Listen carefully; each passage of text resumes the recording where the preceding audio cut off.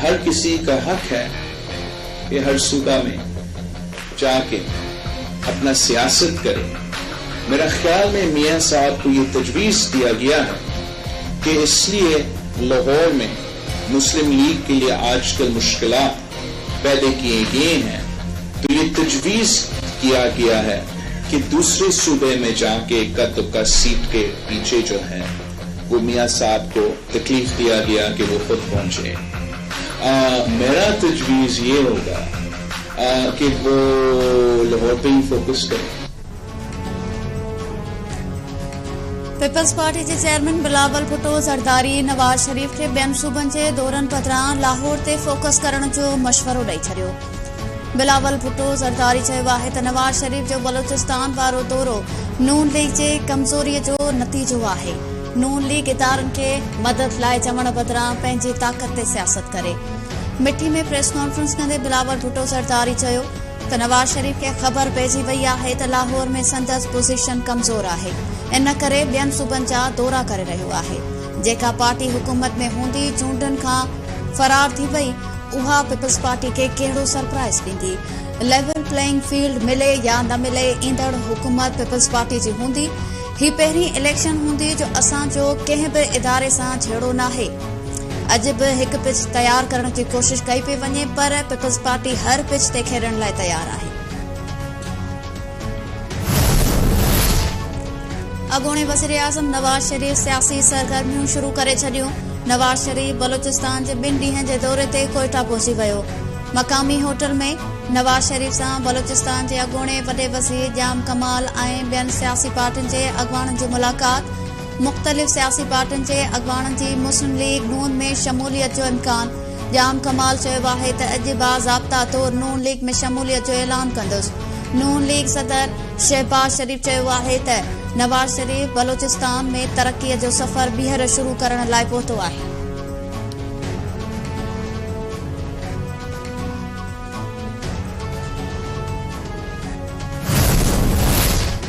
Peoples party ख़िलाफ़ माज़ी में भी इतिहाद ठाहिया विया। अहिड़नि इतिहादनि जी का बि परवाह नाहे।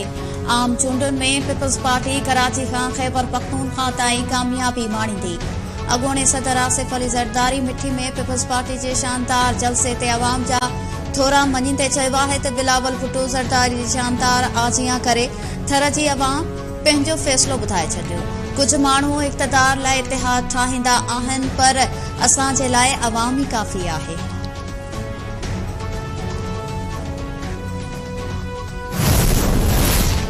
Islamabad high court cipher case में पीटीआई चेयरमैन ख़िलाफ़ जेल ट्रायल रोके छॾियो।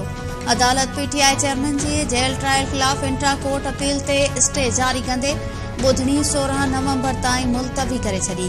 ईंदड़ ॿुधणी ते जेल ट्रायल बाबति समूरो रिकॉर्ड पेश करण जी हिदायत। जस्टिस मियां गुल हसन औरंगज़ेब रिमार्क्स न त कहिड़नि गैर मामूली हालतूं आहिनि जो ट्रायल जेल में हलाए पियो वञे। घणनि सवालनि जा जवाब ज़रूरी आहिनि। वफ़ाक़ी काबीना 2 ॾींहं अॻु जेल ट्रायल जी मंज़ूरी ॾिनी। सवाल आहे त जेल ट्रायल खां अॻु वारी अदालती कार्रवाईअ जो कहिड़ो स्टेटस हूंदो।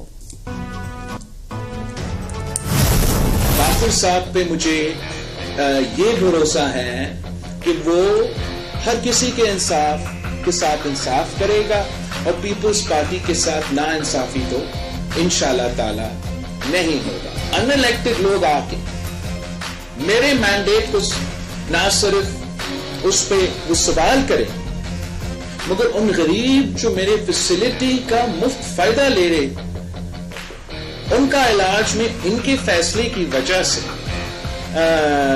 कोई नुकसान हो तो मैं उनको माफ नहीं करूंगा। ये तो कुछ चंद महीनों की बात है ना कि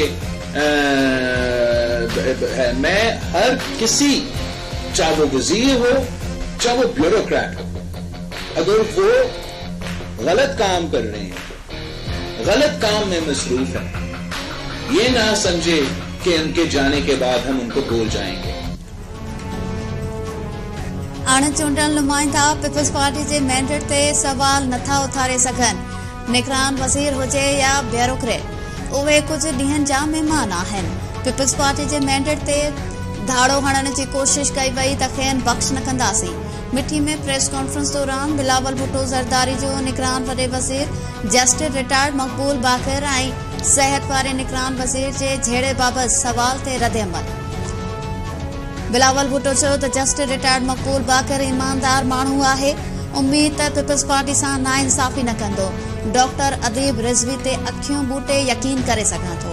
अस्पतालुनि ते तनक़ीद अवाम खे सिहत जी मुफ़्त सहूलतुनि खां महरूम करण जी कोशिश आहे।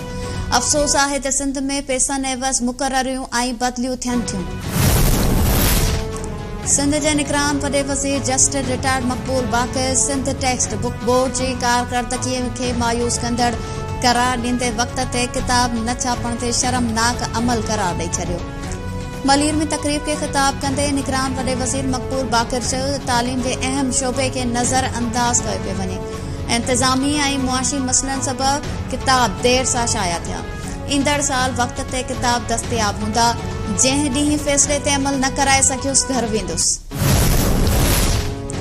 सिंध जे निगरान हुकूमत जी बेहसी शहीद जान मोहम्मद महर जे क़त्ल के 3 महीना गुज़रण बावजूद हेल ताईं JIT न जोड़ण जो इंकशाफ।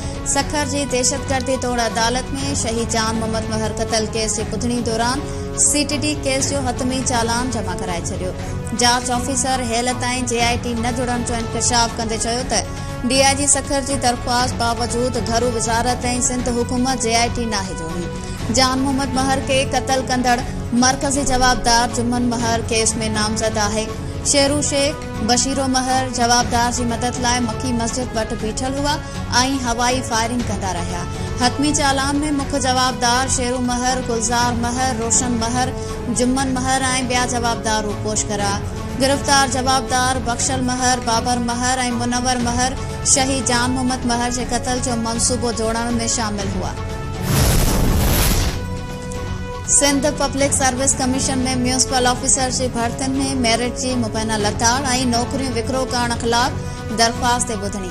Sindh high court chief secretary नेब चेयरमैन ऐं chairman Sindh public service commission ऐं ॿियनि खे नोटिस जारी करे छॾिया। 22 नवंबर ते जवाब तलब। दरख़्वास्त गुज़ारनि मौक़िफ़ इख़्तियार कयो त म्यूनिसिपल ऑफिसर जे नतीजनि में जेका गड़बड़ थी उहा सिंध हाई कोर्ट जे फ़ैसिले जे अबतड़ आहे। मलीर जे क़ायदाबाद वारे इलाइक़े में रेलवे फाटक पुल वटां 2 नौजवाननि जा लाश अथि। हिक जी सुञाणप थी वई, ॿिए जी सुञाणप न थी। पुलिस जो चवणु आहे त इतला ते वाक़े वारे हंधि पहुची 2 नौजवाननि जा लाश अस्पताल मुंतक़िल कया आहिनि। हिक जी सुञाणप इमरान जे नाले सां थी आहे, ॿिए नौजवान जी सुञाणप अञा न थी। मामले जी जांच कई पई। कराची जे MA जिना रोड ते पुलिस जी स्पेशल इन्वेस्टिगेशन यूनिट जी कार्रवाई। चोरी ऐं पुरजो सामान विकिरो ऐं ख़रीद कंदड़ टोले जा 4 जवाबदार गिरफ़्तार। पुलिस जो चवणु आहे त जवाबदार वकास, अब्दुल रज़ाक, सफ़ीर ऐं हमादुर रहमान खे गिरफ़्तार कयो आहे। जवाबदार चोरी ऐं पुर कयल मोबाइल फ़ोन्स जा IMA तब्दील करण विकिरो कंदा आहिनि। गिरफ़्तार जवाबदारनि जे कब्ज़े मां 207 मोबाइल फ़ोन्स, 18 टैबलेट ऐं ॿियो सामान हथु कयो वियो आहे। कराची में गैर कानूनी हाइड्रेंट्स ऐं पाणी कनेक्शन ख़िलाफ़ रेंजर्स जे सहकार सां ऑपरेशन जारी आहे। इलाइक़नि में 93 ऑपरेशन करे 163 गैर कानूनी हाइड्रेंट्स ड्राहे-पट कया विया। 24 hydrant cell. MD water board चयो आहे त ऑपरेशन दौरान 163 ॼणनि खे गिरफ़्तार करे केस दाख़िल कया आहिनि। पाणी चोरी में मुलविस वाटर बोर्ड ऑफिसर्स ख़िलाफ़ कार्रवाई कई पई वञे। रेंजर्स जे ब्रिगेडियर कबीर चयो आहे त Pakistan rangers Sindh water board जी अपील ते पाणी चोर माफ़िया ख़िलाफ़ कार्रवाइयूं करे रही आहे। ऑपरेशन पाणी चोरीअ जे ख़ात्मे ताईं जारी रहंदो। Sindh high court Sukkur bench Fatima पड़ो क़त्ल केस जे जवाबदार पीर फयाज़ शाह जी ज़मानत वारी दरख़्वास्त ते ॿुधणी 22 नवंबर ताईं मुलतवी करे छॾी। ॿुधणी दौरान जांच ऑफिसर ऐं फरियादी पेश न थिया। जवाबदार धुर जो वकील पेश। अदालत केस जे फरियादी ऐं जांच ऑफिसर खे 22 नवंबर ते पेश थियण जो हुकुम ॾेई छॾियो।